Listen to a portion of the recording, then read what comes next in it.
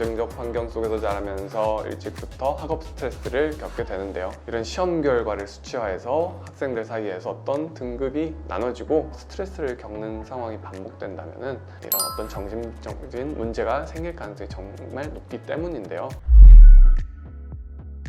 네, 안녕하세요. 정신과 의사 노승훈입니다. OECD 30개 회원국 중에서 우리나라 대한민국 청소년 행복지수는 60.3%로 꼴찌를 차지하고 있는데요. 요즘 학생들을 보면 학교가 끝나는 시간에 맞춰가지고 학원을 몇 군데 돌아다니다가 날이 저물 때쯤 되고 나서는 이제 집에 들어가죠. 원래는 한창 친구 좋아하고 노는 거 좋아할 그런 나이대일 텐데요. 학업에 치여서 남들보다 이렇게 뒤처지지 않도록 전전긍긍하는 모습을 보면은요, 정말 학업 스트레스가 쌓일 수밖에 없을 것 같습니다. 과연 그뭐라고 아이들을 이렇게 키우고 싶으셨을까요? 우리 아이가 커서 좀 더 좋은 학교 그리고 좋은 직장에 들어가서 편하게 지낼 수 있도록 남들 하는 것만큼 뭐 다 시켜주고 싶어하는 그런 부모 마음이 있어서겠죠. 오늘은요, 이런 청소년 학업 스트레스가 청소년 정신질환에 끼치는 영향과 또 직접 추천드리는 올바른 스트레스 해소 방법, 그리고 어떤 질병 상태가 있다면 치료 방법에 대해서 말씀드리도록 하겠습니다. 우리가 청소년기에 들어서게 되면요, 아이의 어떤 뇌는 급속도로 발달하고 또 성숙해지려고 하는데요. 이 시기에 어떤 지속적인 그런 스트레스를 받으면요, 우리의 뇌 기능이 제대로 발달하지 못할 수 있습니다. 그래서 물론 조현병 같은 정신질환이 발생하는 것에 영향을 끼칠 수는 있을 것 같아요. 특히 이 청소년들은요, 자아 정체성을 형성하기 시작하면서 우리 자기 통제가 좀 어려워지고 사소한 문제도 크게 받아들일 수가 있거든요. 그래서 이런 스트레스에 쉽게 노출될 수가 있습니다.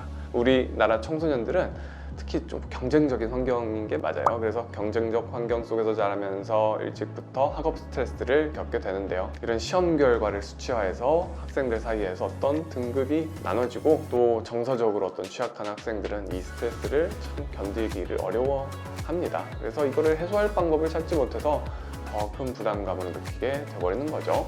그리고 또요, 학교, 학원 이것을 계속 오가는 어떤 억압적인 환경 속에서 아이들이 이거를 해소하기 위해서 어떤 소셜미디어라든지 게임 같은 사이버 공간을 통해 가지고 이것을 해소하려고 하다 보면요, 때로는 어떤 폭력적인 행동을 습하게 되면서 전반적인 정신 건강에 부정적인 영향을 미칠 수 있습니다.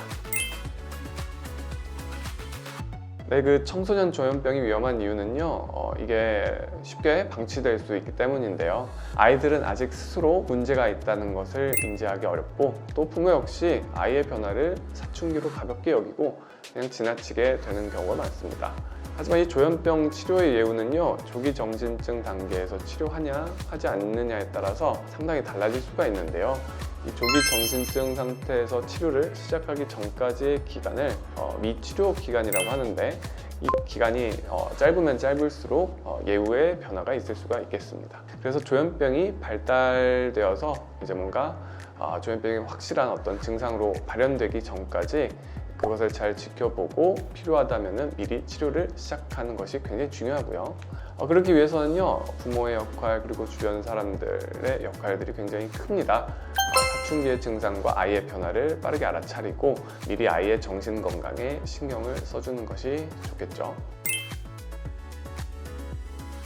많은 학부모님들과 학교 전선에서 계시는 선생님들이 이런 부분을 가장 어려워하시는 것 같습니다. 최근 들어서 사회적으로 대두되는 조현병에 대한 경각심이 큰 만큼 이 조현병과 사춘기를 잘 구분해 빠른 치료가 이루어져야 아이의 골든타임을 놓치지 않을 수 있는데요. 대부분 그 학부모님들은 아이가 학업 스트레스로 인해서 이상한 행동을 보인다 라면서 이러한 조현병을 부정하고 사춘기나 학업하기 싫어 반항 행동을 한다고 생각하시는 경우도 많은데요.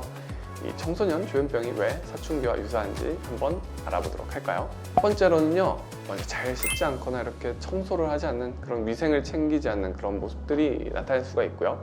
또 다른 모습으로는 이렇게 외모를 가꾸거나 관심을 크게 보이거나 하는 것들이 좀 사라지게 될 수 있습니다. 원래는 우리가 청소년기가 되면은 스스로의 모습이라든지 다른 친구들과 어떤 또래 집단의 문제들, 거기서 나타나는 어떤 외모에 대한 관심들이 당연히 증가될 수밖에 없는 그 시기인데요. 그런 관심들이 사라지는 모습들도 문제가 있을 수가 있고요.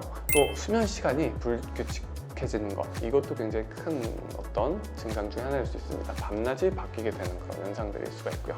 또 신경이 예민해지고 화가 많아지게 되면서 뭔가 의사소통이라든지 이런 것들이 잘 안 되는 그런 모습들을 보일 수가 있고요. 그리고 뭔가 집중을 잘 하지 못하고 이유 없이 성적이 떨어진다든지 뭐 말수가 줄어들고 혼자 생각에 빠지는 그런 모습들, 사회적으로 관계가 점점 줄어드는 그런 모습들이 보일 수가 있습니다. 근데 이게 어떻게 보면은 정말 이 사춘기에 우리가 흔히 볼 수 있는 모습들과 비슷하거든요. 우리 아이가 뭔가 스트레스로 인한 조현병으로 진단을 받는다면 부모님 입장에서는 정말 힘드실 것 같아요. 하지만 이게 빠르게 진단을 받았다면요, 또 바로 치료도 받을 수가 있기 때문에 정신과 전문의를 만나서 진료를 받아보신다면요, 굉장히 이 예후를 바꿔볼 수 있을 것 같습니다.